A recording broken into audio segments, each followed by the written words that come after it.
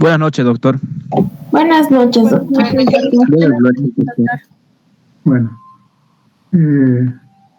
están viendo la pantalla, escuchan bien el audio, no necesitan que aumente volumen.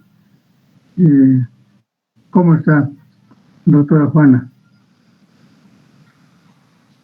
Se escucha y se ve claramente, doctor. Ok. Bueno. Entonces, el tema que vamos a empezar esta noche, pues es bien común en nuestro medio, ¿no? Es referente a la tuberculosis pulmonar. Entonces, se ha estudiado mucho esta enfermedad, ¿no? Y es además que es una enfermedad muy antigua.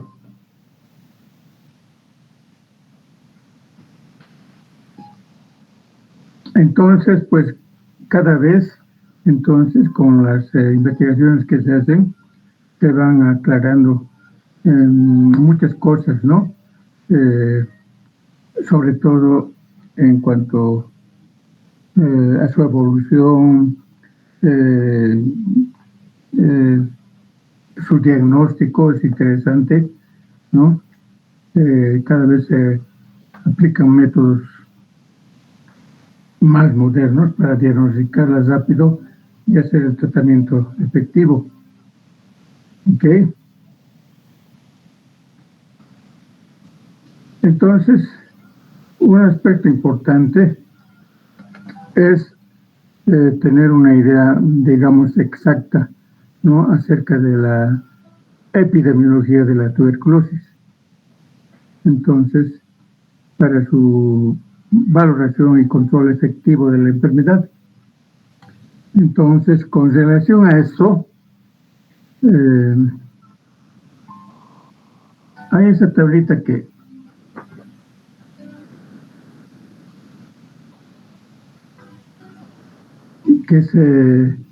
donde se trata de explicar, ¿no? Como sabemos, es una enfermedad que se contagia por vía aérea, ¿no?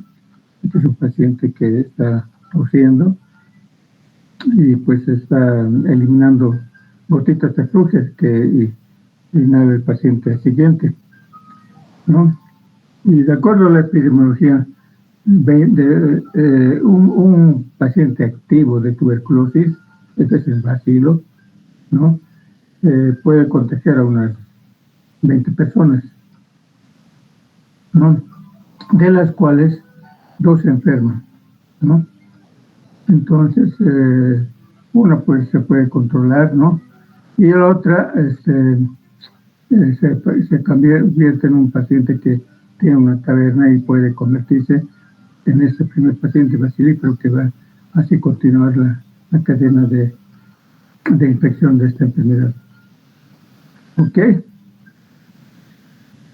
Con relación a esto, actualmente, ¿no? Fíjense, este es un dato del 2022, ¿no? En cuanto a la epidemiología, la Organización Mundial de la Salud, entonces, ha considerado estos datos que son bien interesantes, ¿no? La población mundial, o sea, en 2022, actualmente, somos más o menos 8.000 millones de habitantes en toda la Tierra. 8.000 millones de habitantes. Entonces, de estos 8.000, unos 2.000 millones de personas, ¿no? O sea, una cuarta parte de la población mundial, estamos infectados con el bacilo de la tuberculosis. Entonces, en la niñez, en muchas circunstancias hemos inhalado el bacilo y hemos quedado infectados, no enfermos, ¿no?, con la Mycobacterium tuberculosis. Entonces, todos, ¿no? Y si tienen placas, analizan sus placas, tenemos cicatrices en las radiografías a nivel de los cilios que están calcificadas o tal vez algunas aisladas en el parénquima pulmonar. Eso significa que hemos sido infectados durante la niñez. Eso no significa que eso es una enfermedad activa, solo infectada. Entonces la podemos diagnosticar con el PPD y hay una prueba mucho más rápida, el interferón gamma. Ahora, de esa cantidad, ¿no?, de infectados, 10 millones, aquí son los 2.000 millones, ¿no es verdad?, los que infectados, 10 millones a nivel mundial enferman de tuberculosis. Y a nivel mundial también, según la OMS, 1.5 millones fallecen.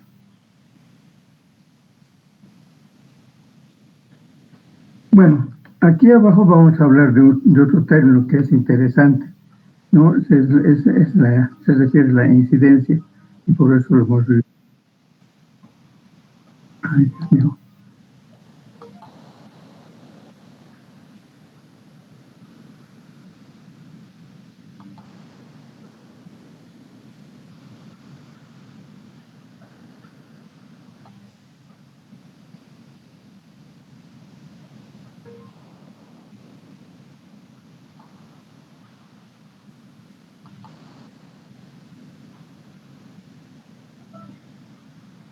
Bueno, ya nadie más entra.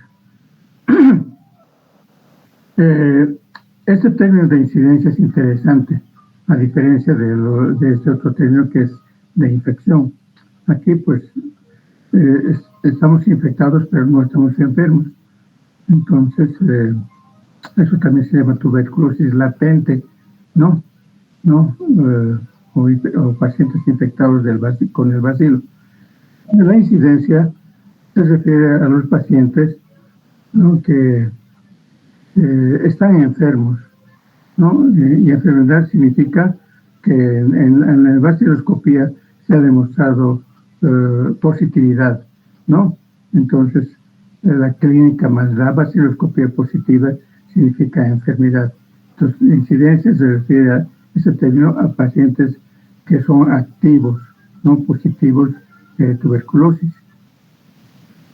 Entonces, ese término es bien interesante, ¿no? La incidencia a nivel mundial, en todo el mundo, pues varía de un continente a otro, ¿no? Los continentes que más tuberculosis tienen, pues son el África, el Asia, las Filipinas, por ejemplo, ¿no? Y los que tienen menos incidencia son los países de Europa, los Estados Unidos. Chile también tiene poca incidencia, tiene un buen sistema de salud pública, ¿no? Para mencionar así de una forma general.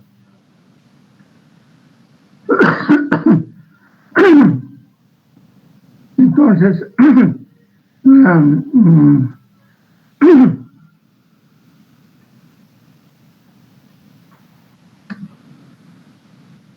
la incidencia, pues, varía, como les decía, de un lugar a otro. Esto lo vamos a volver a ver luego. Pero en este mapa, entonces, se hace hincapié en este punto de la incidencia. Estas zonas azules, ¿no? En la parte sur del África, en el Asia, ¿no? Aquí están las Filipinas y ese conjunto de islas también tiene mucha incidencia de tuberculosis. Entonces, en esas zonas azules se ha, digamos, detectado más de 300 pacientes activos por 100.000 habitantes, ¿no? Por 100.000 habitantes hay más de 300 activos, igual o más de 300 activos por 100.000 habitantes. Esa es la incidencia. Estos son los países que más tienen tuberculosis, ¿no? En puntos, digamos, un tanto menores, pero no tanto, está entre 200 y 299, pues está la India, por ejemplo, ¿no? Y algunos países también del África, en la parte media del África, ¿no? Y nosotros en América, entonces, esta zona verde clara, que es esta, tenemos una incidencia entre 25 a 99 activos por 100.000 habitantes, ¿no? Entonces, a ver si volvemos a esto. Entonces, la incidencia, por ejemplo, en todas las formas de tuberculosis en Bolivia es de 117 por 100.000 habitantes, ¿no? Entonces, ese dato es del 2018, ¿ya? Entonces, esa cantidad, digamos, de activos presentamos actualmente en Bolivia, ¿no? Pero estas áreas, pues, son las que mayor incidencia tienen. Y otra cosa interesante, y esto también lo han determinado las investigaciones, de que los bacilos, ¿no?, que están en esta área del mundo, digamos, son bacilos del este. Entonces, hacemos una vertical aquí, y son los bacilos que corresponden a las cepas del este. Estas son las cepas americanas. Entonces, esos bacilos, genéticamente, tienen mucha resistencia, aunque no hayan hecho tratamiento, ¿no? Por eso en estos países, ¿no?, se hace mucha investigación y pues se trata de diagnosticar pronto al bacilo para evitar una mayor propagación de la enfermedad. En cambio, la cepa americana genéticamente, si bien está presente el bacilo es más sensible a todas las drogas para el tratamiento. Aquí pues hay cierta resistencia a la rifampicina, ¿no? Y actualmente, para, digamos, apurar esto y dar el tratamiento pronto, hay métodos moleculares que también te dan una pauta de si hay que dar rifampicina o no a ese grupo de pacientes. Bien. Ahora,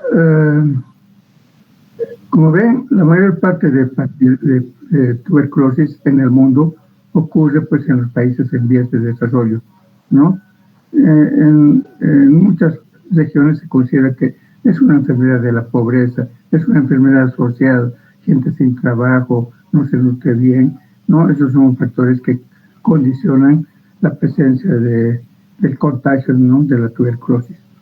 Pero cuando se diagnostica pronto, ¿no?, los esquemas que tenemos ahora de tratamiento son muy buenos, ¿no? Y pues son cortos, duran de 6 a 8 meses, ¿no? Si el paciente cumple sagradamente, ¿no?, diario, durante este tiempo, se curan un 95% de los casos, ¿no? Entonces, pero hay que hacer un seguimiento de estos pacientes que reciben el tratamiento, ¿no? El tratamiento directamente observado el DOT. Eso está comprobado. Muy bien.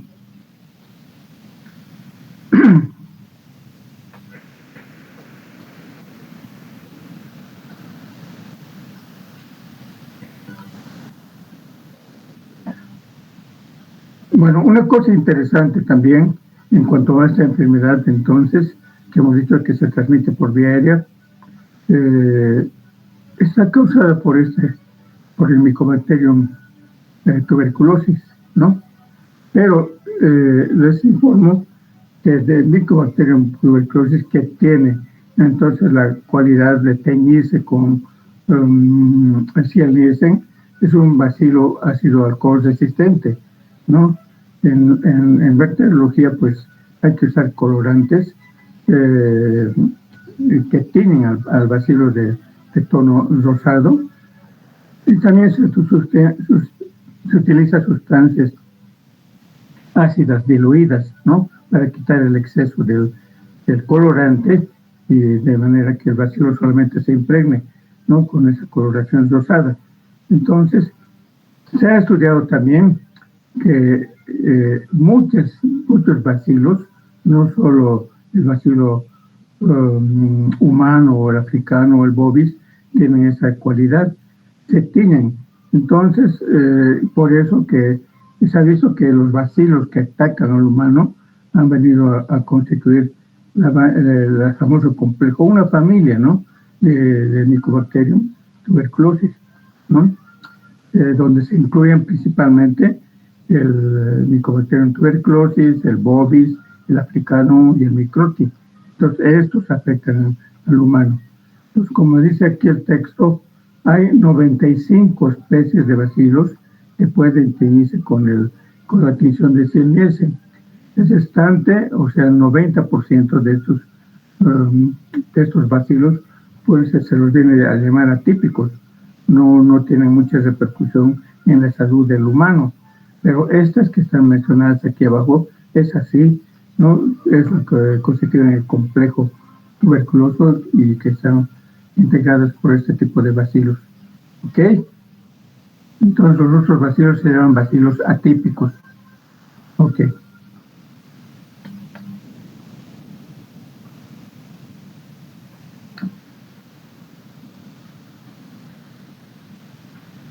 Actualmente, como les decía, entonces en todo el mundo hay métodos moleculares, ¿no? Entonces,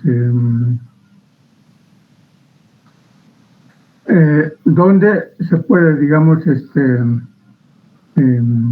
aislar al bacilo en cualquier tipo de muestra, ¿no? Entonces, que se llama el PCR. Entonces, es una reacción del que se incrementa el ADN del bacilo, ¿no? No importa la edad, no importa el tiempo, y esto te da un diagnóstico exacto de que ese paciente, después de fallecido, como en este caso, ha enfermado tuberculosis, ¿no? Entonces, estos métodos moleculares, pues, son de mucha utilidad para el diagnóstico actual de la tuberculosis, ¿no? Entonces, esta es una momia, por ejemplo, egipcia, de 1000 años antes de Cristo, donde han visto que habían secuelas de un probable mal de Pot, ¿no? Y han tomado una muestra de la momia y ese método molecular confirmó que había tenido tuberculosis, ¿no? Entonces, esto nos indica que la enfermedad, pues, es realmente muy antigua, ¿no? Como aquí en América, en Sudamérica sobre todo, tenemos momias, ¿no? Antiguas, ¿no? Antes de que lleguen incluso los españoles. También he encontrado pacientes que tenían secuelas, digamos, de daño en los huesos de la columna. Y también a ellos se les ha hecho el PCR y se ha diagnosticado de que la tuberculosis, pues, ha existido siempre, ¿no? En todos los habitantes de América. No es que los españoles o los migrantes de otros continentes hayan traído la tuberculosis. Entonces, esto siempre ha existido, ¿no? Hasta Hipócrates ya hablaba de la fase estísica, por ejemplo, ¿no? Con pómulos prominentes, delgados, ojos saltones, ¿no? Pestañas amplias. Entonces, ya sospechaba de que había la tuberculosis. Entonces, como ven, es una enfermedad muy antigua, ¿no? Y el que tuvo el mérito, entonces, de diagnosticar el bacilo, exactamente, ha sido Roberto Koch, en 1882. Entonces, él hizo las primeras tinciones con Nielsen y diagnosticó el bacilo de Koch, y ya se sabía la etiología de la tuberculosis, ¿no? Este es un método corriente, ¿no? Que se sigue utilizando actualmente, ¿no? Entonces hubo, digamos, un gran impacto, pues, en la sociedad, ¿no? Sobre todo de estudiosos, de médicos de esa época, ¿no? Y Roberto Koch incluso pensó que era un investigador fabuloso. Entonces, incluso logró aislar proteínas, ¿no? De la pared del bacilo, ¿no? Y pensó que aislando estas proteínas podía curar a los pacientes de la tuberculosis. Eso no fue así. Esas proteínas que se aisló de la pared del bacilo actualmente se usa para el diagnóstico de infección, es el famoso PPD, el derivado proteico purificado, que se inyecta en la piel y te da una reacción local. Entonces, pues hasta aquí, por ejemplo, ya se sabía que el bacilo era el causante de la enfermedad, pero no había tratamiento. Pero las personas enfermas igual igual iban a fallecimiento y empeoramiento, ¿no? Y había muchas actitudes para mejorar sin éxito en esta época los pacientes. Entonces, el bacilo ya aislado y estudiado se ha visto de que tiene estas características. Entonces, en primer lugar, es una bacteria aerobia, necesita oxígeno, ¿no? Para poder sobrevivirse y multiplicarse adecuadamente, ¿no? Entonces, en las áreas del pulmón donde ingresa el oxígeno, como por ejemplo las cavernas que están en los lóbulos superiores, pues como hay buena oxigenación, el bacilo pues allí se divide cada 16 a 20 horas, ¿no? Entonces, y allí la multiplicación es rápida. Y es por eso que una paciente con cavernas es muy contagioso.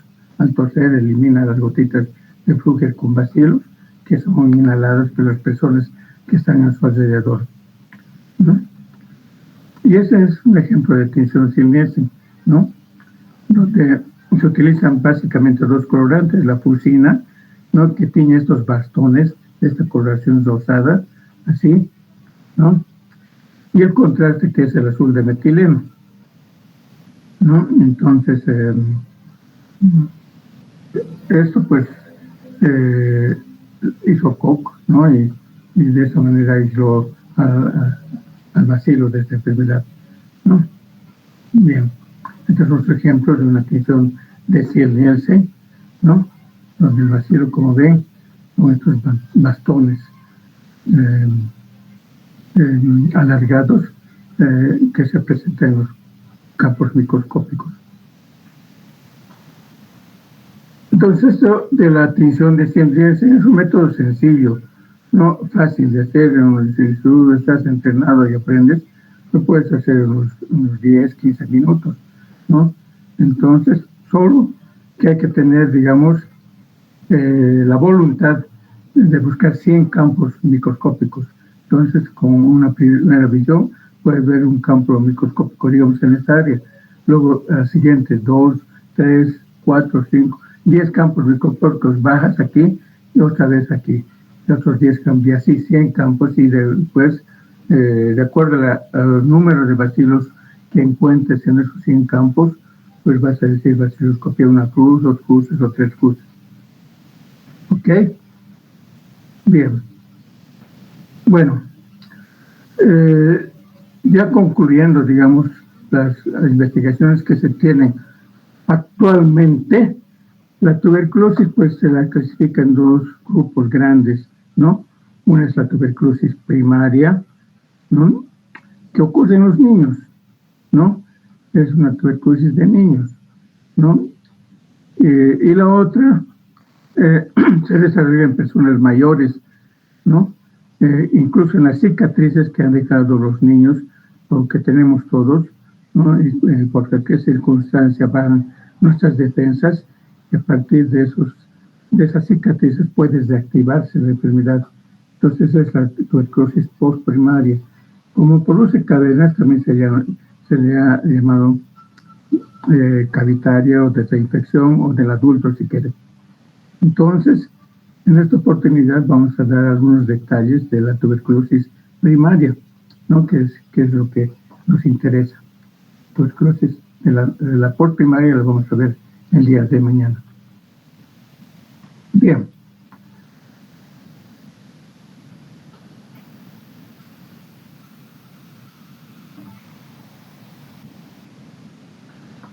Entonces, cuando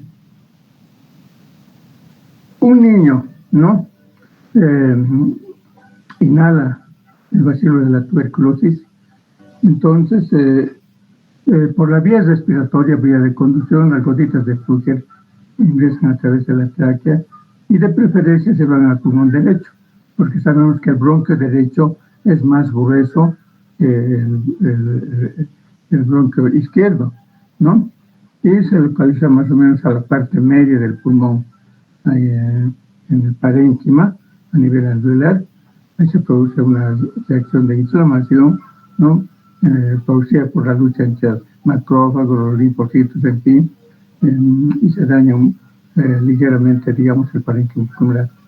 Este primer punto, digamos, de inicio de la tuberculosis se llama chancro de Gom, ¿no? Que es el doctor que estudió detalladamente esta situación. Entonces, en este momento, el chancro de Gom, pues, que hacemos un PPD, no hay, es negativo el PPD, ¿no? El chancro de Gom, sin embargo, no se queda, digamos, estático. Entonces, los bacilos, a partir de este foco del parénquima, en la parte media, ingresan en los linfáticos, ¿no? Y se dirigen hacia la parte central, hacia el ilio del pulmón, ¿no? Que hay varias clasificaciones, como ven. Entonces, infartan los ganglios de la región iliar.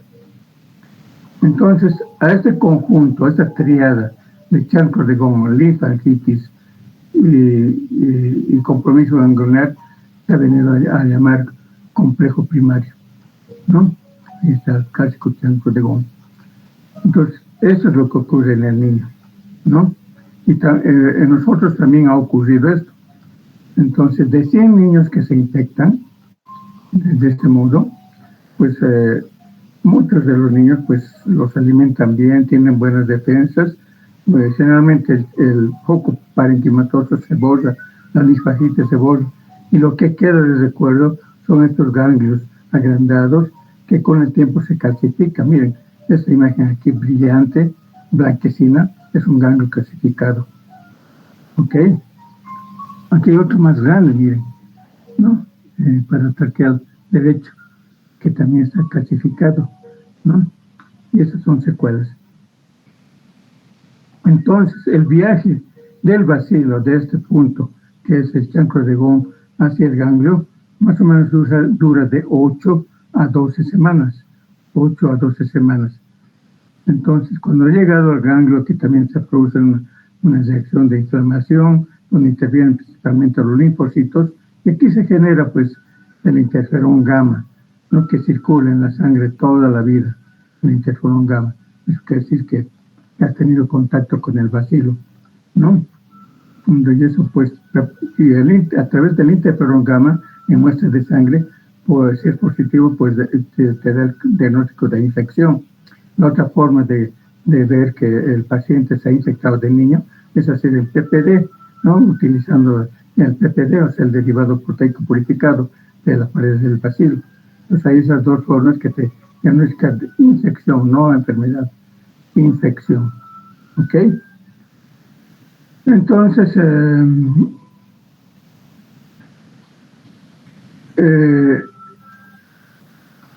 estos tres elementos que constituyen el complejo primario, entonces están formadas, como ya dije, por el chancro de Gom en el parénquima, que es un pequeño foco neumónico, ¿no? Generalmente está en el lóbulo medio, en la parte alta del lóbulo inferior, derecho de preferencia, ¿no?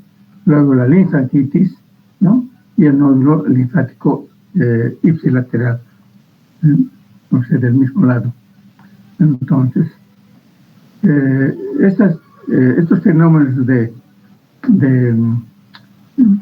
lucha y de defensa con los macrófagos, al final va a dejar unas cicatrices, ¿no? Que se llama granuloma de la tuberculosis. Otra cosa interesante, ¿no? Es que en ese viaje, ¿no?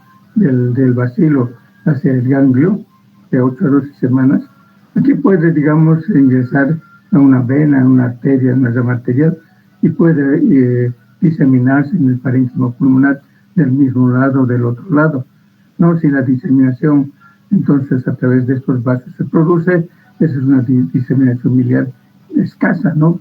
Y por eso que en muchas placas vamos a ver calcificaciones aisladas como esta en los pulmones. Si esta calcificación estuviera aquí, ¿no?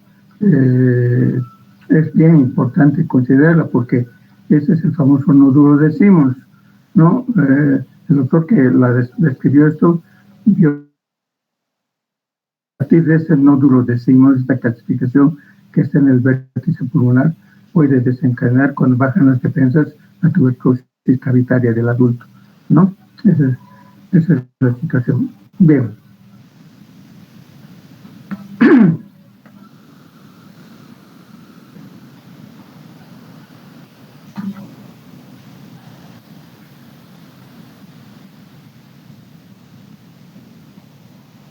Bueno, ahí está una reiteración del foco primario pulmonar, que es un pleural, dice, ¿no? Y que está generalmente en el pulmón derecho, ¿no?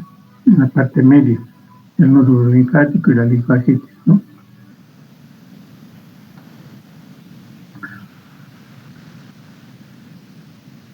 Entonces, bueno, esto no lo vamos a considerar. Esto se refiere a lesiones, digamos, en el parénquima pulmonar, no en el intersticio donde no hay oxígeno, donde la multiplicación del bacilo es cada 48-72 horas, y cada las cavernas que tienen comunicación con un bronquio, con el aire y con el oxígeno, se dividen cada 16 a 20 horas. Entonces, este tiempo de 8 a 12 semanas se considera como el periodo de incubación de la tuberculosis, ¿no? Cuando llegan ganglios, recién se hace el PPD positivo, ¿no? Y cuando, digamos, por ese fenómeno de inflamación o condicionado por el bacilo, se produce pues una reacción a nivel del tejido pulmonar y del ganglio, ¿no? Y de manera que tratan, digamos, de encarcelar al bacilo y formar a través de los neutrófilos una barrera, digamos, ¿no? de macrófagos, de linfocitos, de tejido fibroso, y que van a constituir lo que se ha venido a llamar el famoso granuloma de la tuberculosis, que sirve mucho para el diagnóstico cuando se hace biopsias, ¿no? Entonces, el granuloma son linfocitos activados, macrófagos, ¿no? Que van a, digamos, dar esta formación, limitan la multiplicación y la propagación, digamos, de la enfermedad. Y no solamente puede estar este granuloma presente en los pulmones, cuando hay una diseminación a través de la sangre de una miliar, por ejemplo, puedes encontrar granulomas en huesos, en riñón, en hígado, ¿no? En cerebro, en fin, donde sospechas tuberculosis en pleura, hay la presencia de granulomas. Por eso es bien importante tener una idea de cómo está formado un granuloma de tuberculosis, ¿no? Entonces, es esquemáticamente. La parte media del granuloma de la tuberculosis tiene necrosis gaseosa, caso, como queso, ¿no? Que está rodeada de una corona de neutrófilos que han roto sus paredes, ¿no? Y se llaman células gigantes, ¿no? Y el bacilo pues puede estar aquí, también puede estar en el tejido caseoso. Más hacia afuera hay una corona de linfocitos, ¿no? Que tratan de encarcelar y de capturar al bacilo en esta parte media. Y más hacia afuera hay tejido fibrótico. Entonces, esta es, digamos, una representación esquemática del granuloma de la tuberculosis, ¿no? Ahora, haciendo los estudios de histopatología, ¿no? Puede ser de tejido de parénquima pulmonar, de pleura, de hueso, ¿no? De riñón, ¿no? Donde quiera que sospechen tuberculosis, o de ganglios del cuello, por ejemplo. Si encuentran esta formación en histopatología, pues vamos a ver lo que vimos en el esquema, ¿no? Aquí al medio está el tejido caseoso, rodeado por la corona de células gigantes, ¿no? O de neutrófilos. Más hacia afuera está la tercera corona, que es de linfocitos, ¿no? Y más hacia periféricamente tejido necrótico. Entonces, hay muchas cicatrices que tenemos en los pulmones, pues es importante cuando pensamos en tuberculosis encontrar esto, porque esto es diagnóstico en nuestro medio. Aunque puede haber granulomas también en otras enfermedades, como por ejemplo los hongos, ¿no? Que no hay en nuestro medio aquí en La Paz, pero probablemente en el trópico existen, como por ejemplo la histoplasmosis, ¿no? Donde hay murciélagos en las cavernas, pues en la defecación de los murciélagos hay histoplasma. Entonces eso se puede inhalar y también te dan este tipo de granulomas. En esos países donde existen estos tipos de alternativas hay que hacer cultivo. Entonces en el cultivo no va a desarrollar el histoplasma y el bacilo sí va a desarrollar y eso te va a dar el diagnóstico definitivo. Pero la incidencia en nuestro medio es tan grande de tuberculosis que cuando vemos este informe de patología, pues ya iniciamos el tratamiento específico, ¿no? Bien. Ahora,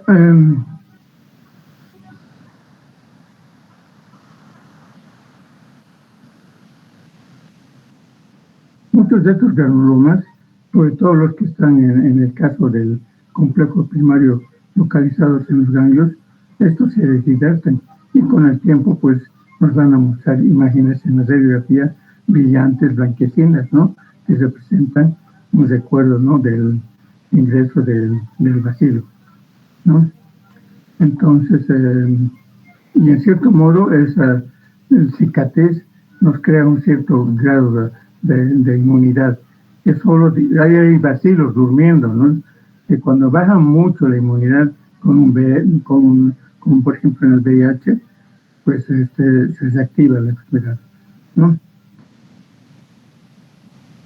Entonces, del total de 100 niños que se han infectado, el 90% cura, porque tienen buenas defensas. Un 5% de esos niños, ¿no? Se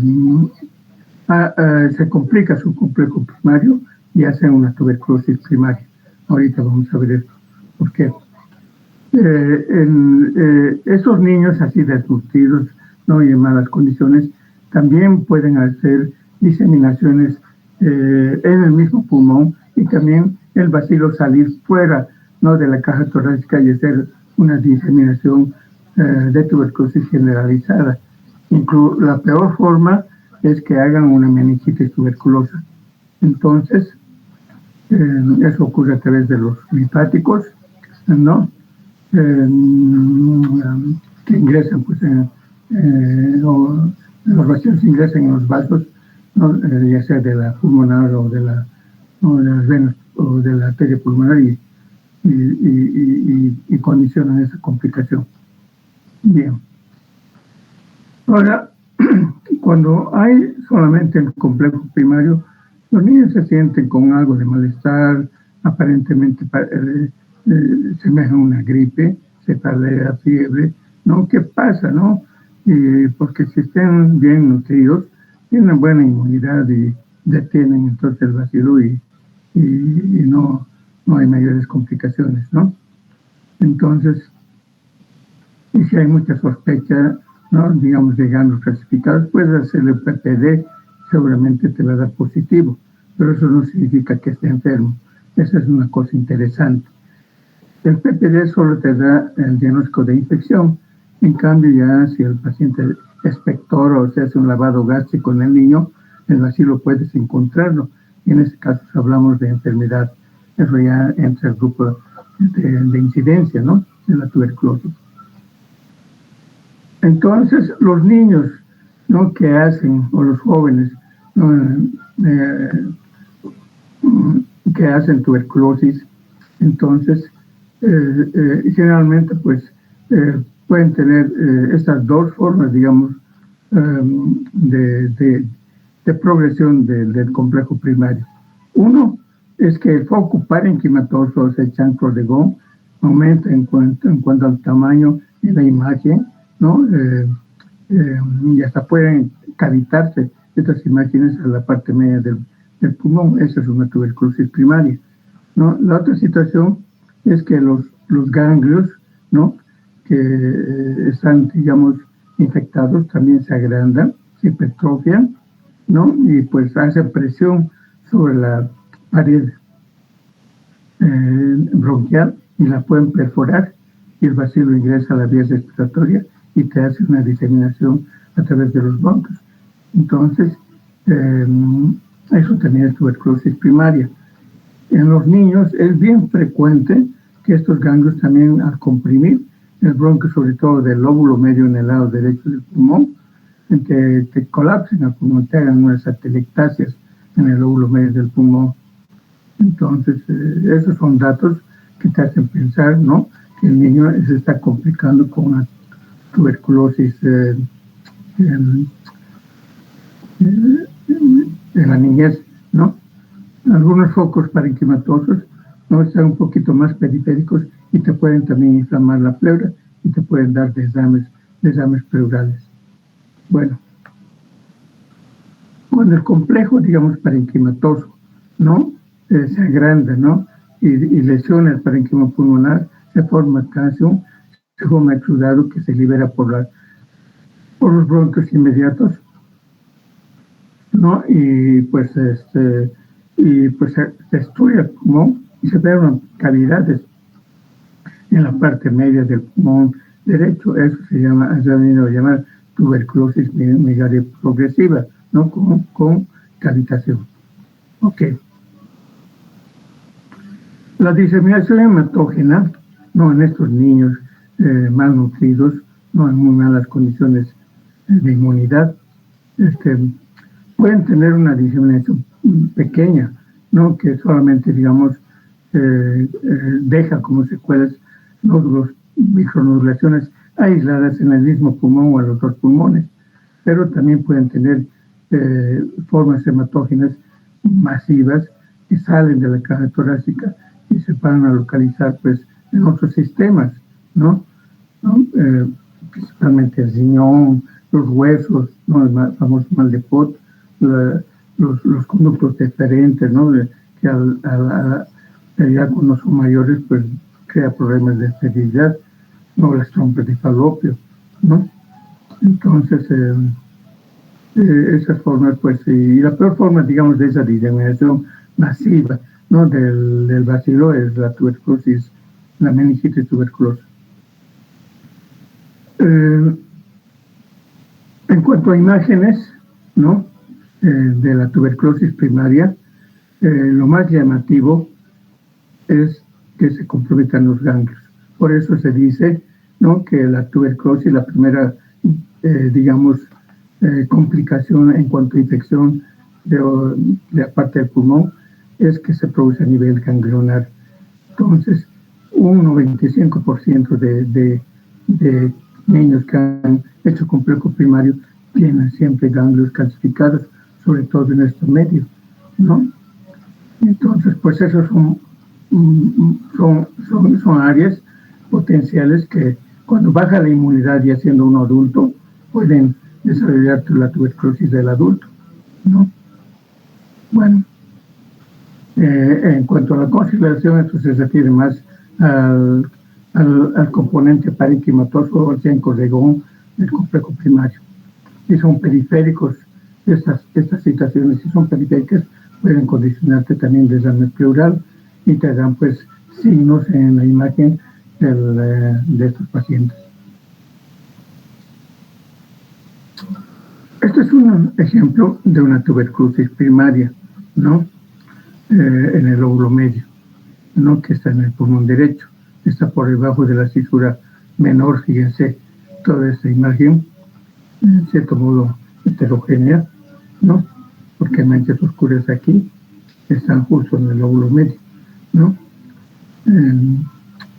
Pero aquí estamos solamente viendo el componente parenquimatoso complicado, ¿no?, en este caso del chancro de Gom. Y en la tomografía, ¿no?, esta es la ventana pulmonar y esta es la ventana mediastínica. Los ganglios, pues aquí es un poco, digamos, dificultoso observar, ¿no?, con detalle. En cambio, en la tomografía, pues puedes ver con mucho más detalle. Entonces, estas flechas amarillas están mostrando que hay aquel ganglio en el ilio derecho, más o menos en esta área, ¿no? Y también está un ganglio que está por debajo de la carina, ¿no? Porque aquí es el bronquio izquierdo, el bronquio derecho, es subcarinal, es otro ganglio, ¿no?, que corresponde a este paciente, ¿no? Entonces, si quieres ver ganglios, necesariamente tienes que hacer tomografías con ventana mediastínica, ¿no? Y aquí, pues por la anatomía te vas a guiar que aquí está la aorta ascendente, la aorta descendente, aquí está la cava superior, aquí está la arteria pulmonar, ¿no? Y ahí están los ganglios de este caso. Esto es con ventana pulmonar, ¿no? Donde no se ve tanto detalle, digamos, el mediastino. Esta es ventana mediastínica, es ventana pulmonar, donde apenas se ven estas nodulaciones que corresponden, pues, a estos ganglios, ¿no? Que se ven con mucho detalle en la ventana mediastínica, ¿no? Este es otro caso, ¿no? De una tuberculosis primaria. Es un joven de 18 años que por primera vez se contagió de tuberculosis, ¿no? No es que la tuberculosis primaria venga solo en niñitos de 4, 5 o 10 años, ¿no? Les cuento que en muchos países, como en los Estados Unidos, por ejemplo, son vírgenes de tuberculosis. Y para hacerles un diagnóstico rápido, no les ponen BCG a estos niños. Todos nosotros tenemos BCG. Eso significa que nos han condicionado con el bacilo bovino en nuestro hombro, una tuberculosis localizada en la piel, ¿no? Y pues eso nos crea cierto grado de inmunidad. Estos niños no. Por eso, pues este joven de 18 años ha hecho esta tuberculosis primaria, ¿no? Ha estado seguramente en contacto con un activo. Aquí se ve un hilo, ¿no? Un poquito agrandado en el hilo derecho, ¿no? Pero como digo, los ganglios es un poco difícil observarlos, a no ser que hay una telectasia, ¿no? Que comprime un ganglio, el bronquio del lóbulo medio, y se ve una telectasia, una banda en el lado derecho del corazón. Y en la tomografía, ¿no? Estas son ventanas mediastínicas, lo mismo, ¿no? Aquí está el esternón, la columna, aquí está la ascendente, descendente, la pulmonar, y aquí hay una masa, ¿no? Ganglionar en el hilo derecho, que no se ve aquí. Ese es el mismo paciente, ¿no? Y aquí abajo, un corte más abajo, ¿no? Entonces, se puede ver la tráquea, y al lado de la tráquea también hay un ganglio, ¿no? Que es paratraqueal derecho, paratraqueal derecho y la derecha. Entonces, esas son las complicaciones, ¿no? Que tiene la tuberculosis primaria, entre foco parenquimatoso, y el más importante, ¿no? Es el componente ganglionar. Entonces, la primera, digamos, compromiso, diseminación que tiene la tuberculosis en el humano son los ganglios, tejido linfático, ¿no? Y después vienen otras situaciones como las cavernas, los desarmes, en fin, eso ya en el adulto. Eso es lo que más se ve en los niños, ¿ok?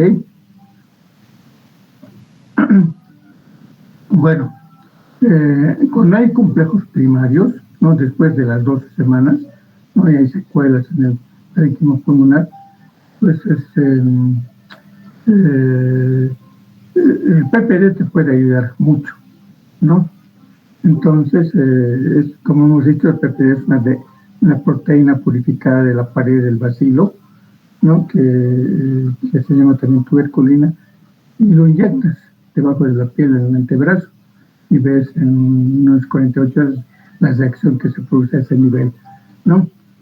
Entonces, si es positiva, nosotros son muy pequeñitos los niños, una induración, eso hay que palpar, más de 5 milímetros, significa positividad en el niño, ¿no? El PPD, entonces, es una pauta que te da una idea de que tu paciente pues probablemente esté con tuberculosis. A eso complementas la clínica, la radiología, la epidemiología, en fin. Y pues si es muy pequeñito, pues es un paciente que está tosiendo demasiado, el famoso sintomático respiratorio, que tose más de 2 semanas en forma continua, es asintomático. Y al niño, como no puede expectorar, pues en los hospitales les introduce una sondita en la mañana en el estómago y con un poco de suerte les hacen un lavado gástrico y aspiran esto para hacer la vaciloscopía, ¿no? Pero si solo el PPD es positivo, significa infección. Si no es aspirado gástrico, encuentran el bacilo, y eso significa ya enfermedad, ¿no? Eso es lo interesante. Entonces, para que no olviden, pues la primera, digamos, reacción que tiene todo paciente que, sí, sobre todo niños, se infecta por primera vez, es el complejo primario, ¿no? Que tiene 3 componentes, ¿no? El chancorregón, que es subpleural, lóbulo medio, inferior, parte alta del inferior, en fin. Entonces, la inflamación allá, si la inmunidad es buena, pues no deja secuelas, ¿no? Y esta infección, esta primera infección, se disemina a través de los linfáticos y llega hasta el nódulo linfático. Aquí la reacción de inflamación es mucho mayor, el grano se agranda, es hipertrofia, y estos granos, como han visto, es posible ver con más detalle en las tomografías, ¿no? Con ventana mediastínica, ¿no? Y al final, pues estos granos, si la defensa es buena del niño, se deshidratan y además al final se calcifican. Entonces, muchas placas que vamos a ver en los hospitales, vamos a encontrar muchos nódulos calcificados a nivel de los cilios, ¿no? Y ese es un recuerdo del famoso complejo primario no complicado, ¿no? Que es este, ¿no? Chancorregón, la linfatitis y el nódulo ganglionar. Bueno, esa es la parte, ¿no?, que quería, digamos, transmitirles en esta primera presentación. Mañana vamos a hablar de la tuberculosis del adulto o la tuberculosis por primaria o cavitaria. Muy bien. Entonces,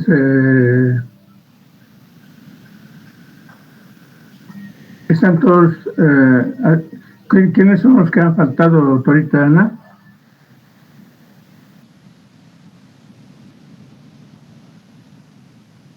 Doctor, faltan 5 personas. Le voy a pasar la lista. Ok. Pásenmelo por WhatsApp, por favor. Está bien, doctor.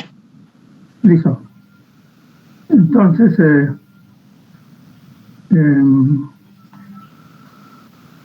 mañana se los voy a pasar todo el tema de tuberculosis primaria por primaria para que se pasen, ¿no? No es que con esto que hemos mostrado ahora, pues ya saben todo, ya son sabios, ni imposible, ¿no? Entonces esto es solamente una guía. Entonces lean sus textos de medicina interna, el Harrison. Hay un libro de tuberculosis del doctor Farger, que es un maestro chileno. Dicen que se lo puede conseguir ahí en la puerta de la facultad, ¿no? Cómprenlo y lean ahí esos aspectos también, como que tal vez donde van a encontrar mucho más detalles, y prepárense para el examen, ¿ya? Bueno, pues gracias por su atención. Entonces, que les vaya bien y mañana continuamos con la siguiente clase. Buenas noches. Buenas noches, doctor. Muchas gracias. Buenas noches, doctor. Buenas noches. Buenas noches, doctor. Ok.